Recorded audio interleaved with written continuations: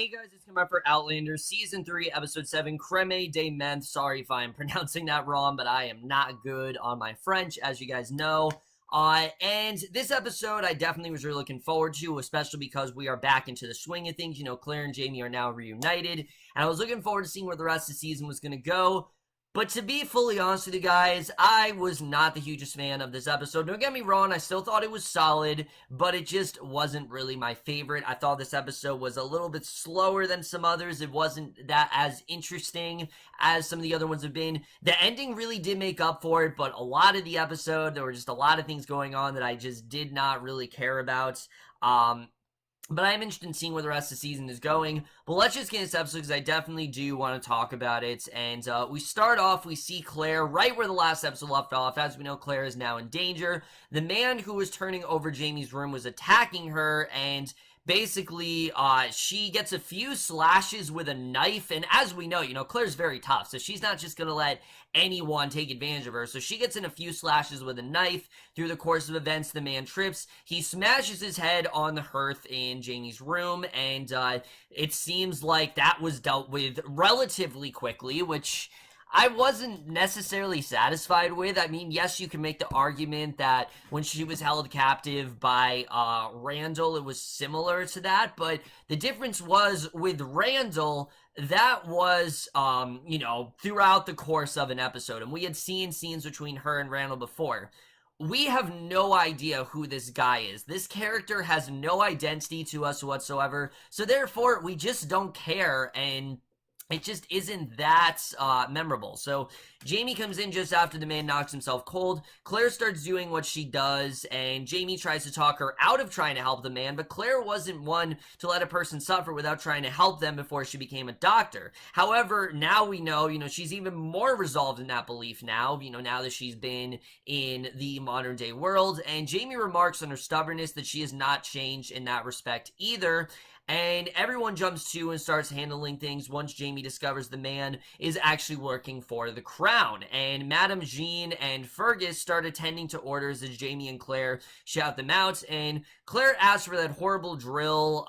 You know that scene where we see her put that drill into the leg? Well, she actually does that in this episode. And Jamie sends Fergus out to gather his men so that they can move the smuggled liquor from the brothel basement. And I did like that Claire really wanted to help this guy out, because that is in her character. That is totally something that Claire would do. Regardless of who he is, regardless of the fact that he held her captive, he is still alive, and she doesn't want him to suffer, so, you know, it shows how good-natured she is. So she gets dressed and then visits the apothecary for supplies to treat the intruder, and Jamie sends up Yi Tian Chow, aka Mr. Willoughby, to help Claire with the man, and the men down in the basement are commenting on Claire's desire to save the man's life while they're moving the large barrels of liquor. They don't understand why she's so adamant about it. They don't understand why she wants to save him, and Claire finds another patient while she's purchasing herbs at the apothecary, and basically, you know, these are all these people that definitely want help, and we do see how Claire's really making a name for herself for that. I mean, this is nothing new. We've seen this happen before, and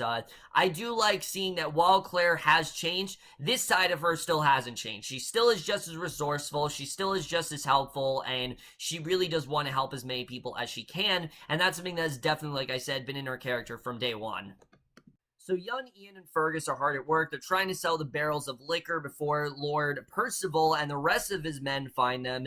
And Ian is rather like his uncle when it comes to talking people into what he wants. And Ian asks Fergus about Claire, and Fergus tells him about her fearless behavior to treat people during the Rising. And I really like the scenes between these two. You know, there's a lot of history, especially for Fergus. He's known Jamie and Claire for, well, Jamie's known a lot longer than Claire. Claire he only knew for like a better part of a year, and now she's just turned up. But I really like this scene. It's showing how, you know, Fergus hasn't forgotten Claire at all. So she returned. It makes sense, because remember, Fergus was someone who was abandoned, and Claire and Jamie, they took him in as their own, and it really has changed his life around for the better. So Claire returns to the room. She sees Jamie and Willoughby trying to hold the intruder down on the bed. He woke and started making racket that would draw attention, so she pulls out the Lonadom and doses the man back to sleep. And just as the men get still again, Madame Jean then knocks at the door to inform Jamie that Lord Percival is downstairs, and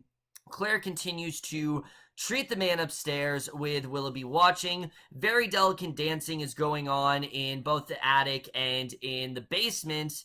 And again, she's grinding that drill into his skull. And Lord Percival is watching through the basement, but he finds nothing. As always, Jamie is, a few steps ahead. So he goes back upstairs to find the man died anyways. Despite Claire releasing the brain clot, it was just too much. He could not live. And Jamie doesn't understand how Claire feels when she loses a patient. And the man was a bad man, but doctors don't judge their patients. They just treat them. But again, this just really shows the passage of time between these two. Claire is someone who treats all of her patients as equal. She doesn't care who they are. She doesn't care what their gender is, what their background is. She's able to put her bias aside and look at them as simply patients. And when she is unable to save one, it's devastating to her, no matter what it is. She feels she really feels defeated. She feels like she couldn't save him. And Jamie doesn't really understand that. And she's not used to losing patients, because she did so well, as we saw in the 60s. So she's, again, very understandably upset here. And Claire then remarks how she has caused him a great deal of trouble since she dropped in out of nowhere.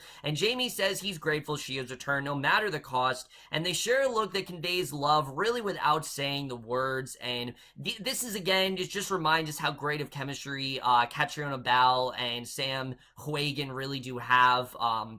I thought their chemistry was just very infectious here. We've seen this before, but Claire breaks the graze and informs Jamie she has a patient to go see, and Jamie is rather shocked by this. He warns her it could be dangerous, but Claire informs Jamie that no one in town knows her, so there really is no danger here, and Jamie then stops her for a quick second to say with begging eyes that she's not going to return, and, you see at this point that it's less about her safety and more that he's just concerned that maybe she's not going to come back, and maybe this might be it. And basically, and it's a good scene, but again, it just feels a little too rushed. These two just reunited, and the fact that he's already concerned that she's going to leave again, it just didn't feel earned to me. But young Ian and Fergus then celebrating in a tavern, and Fergus gets to Ian into a woman's bed. Fergus waves to a barmaid who Ian has cut eyes at apparently many times, and Ian talks her into taking a drink with him. In the back of the room, watching all this activity, is a man who works for Lord Percival. So this guy's up to no good. Definitely this is not at all going to be a good situation.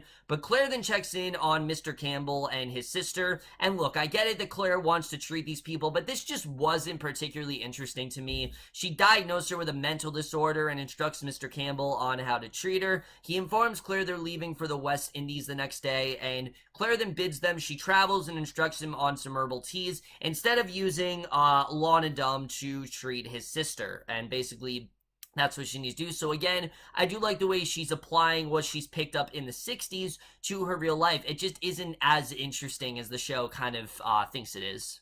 So Ian then takes the barmaid to the back room of the print shop where he stays. He's serenading her very poorly. He really can't sing at all. And yet the barmaid is still very enticed by the effort and instructs young Ian in his first time at lovemaking. And I actually did like this scene. I did like seeing Ian, actually have sex here and actually get some ass. I thought that was honestly really cool to see.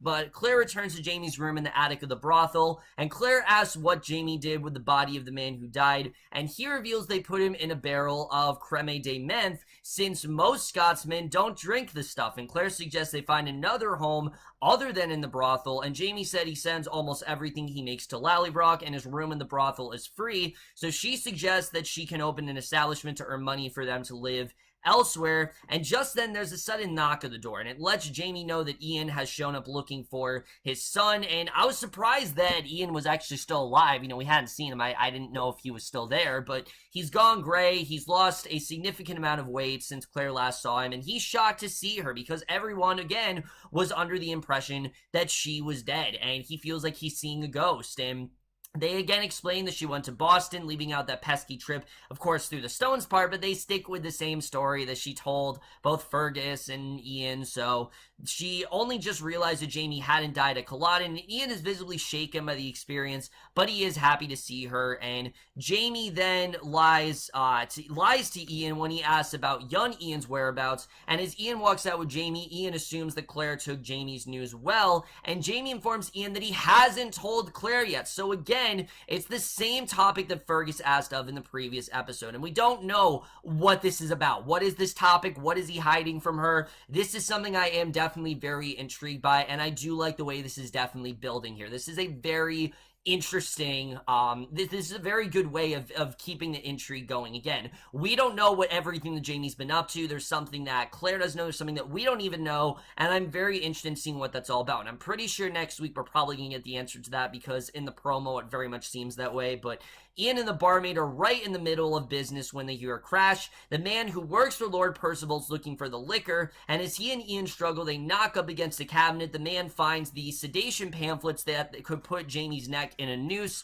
and through the course of events, the print shop starts burning, and Ian then backs in the back room when there's no door out of the building, and he's trapped. Lord Percival's men manages to escape out the back door, and Claire glares at Jamie when he returns upstairs to the room, and Jamie makes a joke and says he knows the meaning of that look even after 20 years have passed, and he explains how he's tried to send young Ian home, but he keeps returning. No matter what he does, he just can't get rid of him, and Claire's angry that he lied to Ian about it. Why would he do that? And they get into the inevitable back and forth about the various lies that have been told, even going back to their time in France. And again, I thought this was good, but it was just a little bit too rushed, and I understand that there were certain things that they were kind of ignoring. And eventually we come to the subject that Jamie shoots back that he knows he is not young Ian's father. He is in fact Bree's father, but did not get a say in her upbringing. And again, I understand that there are certain things that Jamie's upset about, but we just addressed this topic last week, and I understand these two have been ignoring things, and now it's finally coming out.